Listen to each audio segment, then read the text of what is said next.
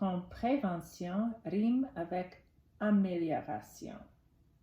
Son médecin lui a bien conseillé à quelques reprises de se mettre au régime, mais on ne peut pas dire que Paul Ricard, consultant en technologie de l'information, se soit jamais vraiment soucié de son poids.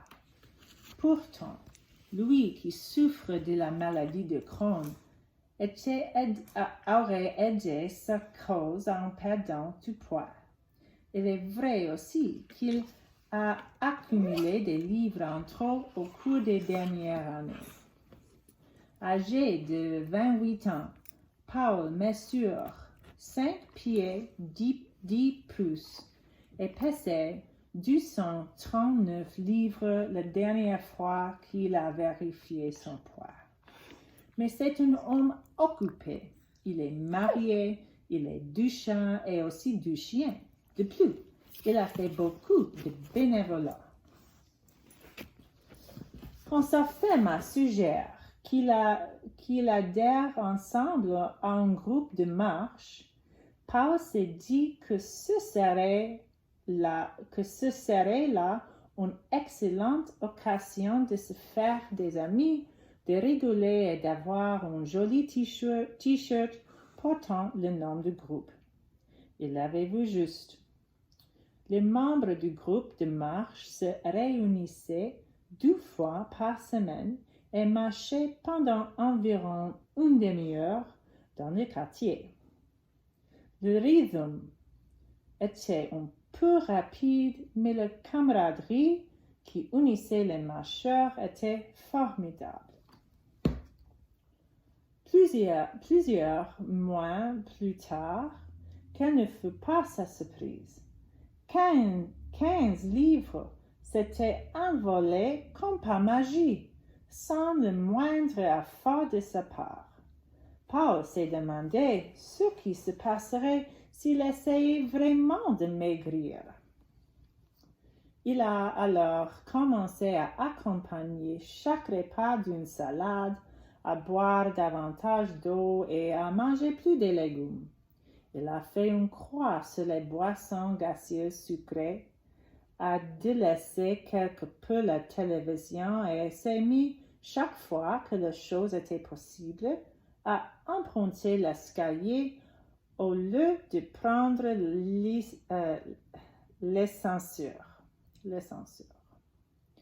Aujourd'hui, environ une année plus tard, Paul court avec ses chiens, respire mieux et maintient son poids à 155 livres. Je me sens mieux, avoue-t-il. Je crois aussi que j'ai une meilleure opinion de moi-même. Et ce n'est pas tout. En s'alimentant mieux, en faisant régulièrement de l'exercice et en perdant des points, Paul allonge probablement sa vie de quelques années, tout en diminuant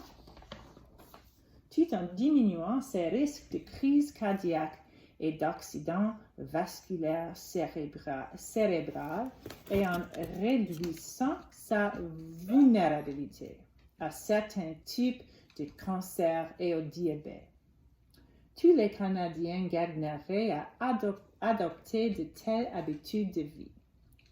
Les 2/3 d'êtres nus présentes en ce qui concerne les maladies chroniques ont moins un facteur de risque modifiable, inactivité physique, mauvaises habitudes alimentaires, embonpoint, tabagisme.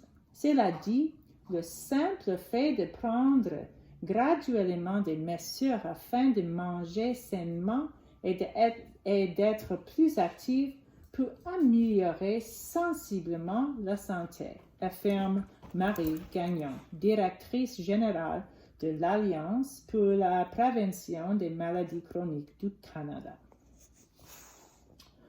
Cet organisme a été mis sur pied il y a quelques années afin de promouvoir l'adoption de saines habitudes de vie partout au Canada. Il est fondé sur un partenariat qui réunit plus de 50 organismes nationaux et provinciaux, dont la Société canadienne du cancer, l'Association canadienne du diabète, les diététistes du Canada et la Fondation des maladies du cœur du Canada.